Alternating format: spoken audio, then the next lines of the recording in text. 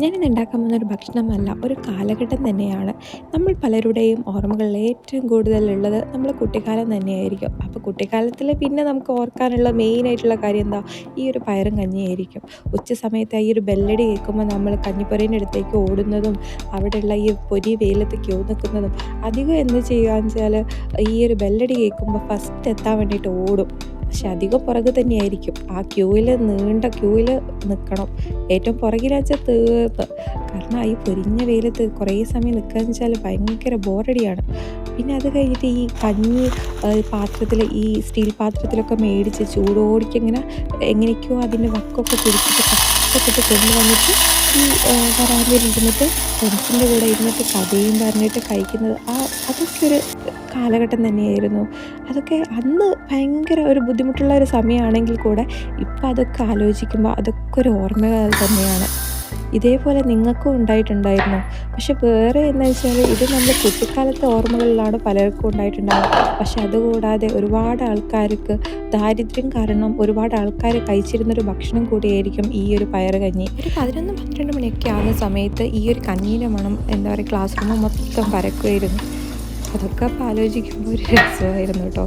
പക്ഷേ പണ്ട് അങ്ങനെയൊന്നുമല്ല. പണ്ട് എത്രയോ കുറ്റം പറഞ്ഞിട്ടുണ്ടാവും ആ കഞ്ഞീനെ. പക്ഷെ ഇപ്പോഴൊക്കെ അത് ആലോചിക്കുമ്പോൾ തന്നെ ഇപ്പോൾ ഒരുപാട് ആൾക്കാരിപ്പോൾ ആരോഗ്യം സംരക്ഷിക്കാൻ വേണ്ടിയിട്ട് ഒരുപാട് ആൾക്കാർ കഞ്ഞി കുടിക്കുന്നു. ഈ ഒടിയനിലെ ഒരു ഡയലോഗ് ഒരുപാട് ട്രോൾ ചെയ്യപ്പെട്ടു. ട്രോളിംഗിന്റെ കാലമാണ് അല്ലേ? അപ്പൊ കഞ്ഞി എടുക്കട്ടെ, അത് എനിക്കൊന്ന് അമ്മ പോലും അതിനെ കുറിച്ച് പറഞ്ഞു എന്നാ പറഞ്ഞു. അമ്മ ഇങ്ങോട്ട് എന്നെ ട്രോളാറുണ്ടെന്ന് പറഞ്ഞിട്ട്.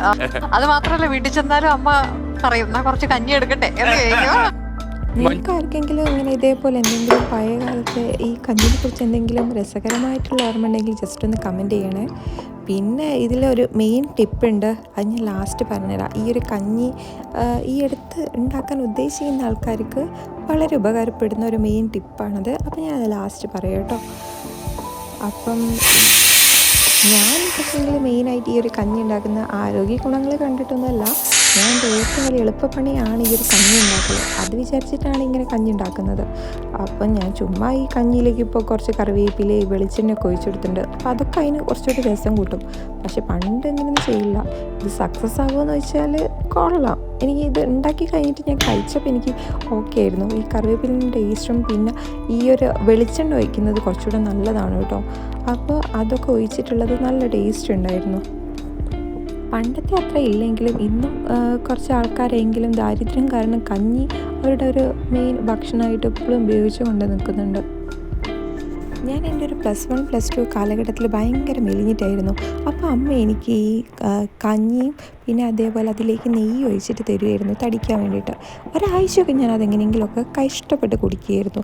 പിന്നെ അത് വിട്ടിട്ട് അടുത്തയിലേക്ക് പോകും. അടുത്ത ടിപ്പ് എന്താണെന്ന് വെച്ചാൽ ഈ പഴയൻ ചോറിൻ്റെ അകത്തേക്ക് തൈര് ഒഴിച്ചിട്ട് അത് കഴിക്കുന്നത് തടി കൂടുമെന്ന് പറഞ്ഞിട്ടുണ്ടായിരുന്നു. അപ്പോൾ അതും ഞാൻ കഴിച്ചിട്ടുണ്ടായിരുന്നു. ഒരാഴ്ച കഴിച്ചിട്ടുണ്ടായിരുന്നു. പക്ഷേ ഇതിൽ രണ്ടിൽ എനിക്ക് ഏറ്റവും കൂടുതൽ ഇഷ്ടമായത് പഴയൻ ചോറാണ്. പക്ഷേ ചില ആൾക്കാർക്കൊക്കെ അത് ഭയങ്കര എഫക്റ്റ് ഉണ്ടായിരുന്നു കേട്ടോ. എൻ്റെ അച്ഛനൊക്കെ അതൊക്കെ കഴിച്ചിട്ട് നല്ലോണം തടി വന്നെന്നൊക്കെ പറഞ്ഞിട്ടുണ്ടായിരുന്നു. ഇങ്ങനെ ഈ ഒരു തൈരും പഴയൻ ചോറും കഴിച്ചിട്ട് ആരെങ്കിലുമൊക്കെ തടി വെച്ചിട്ടുണ്ടെങ്കിൽ ജസ്റ്റ് ഒന്ന് കമൻറ്റ് ചെയ്യണേ.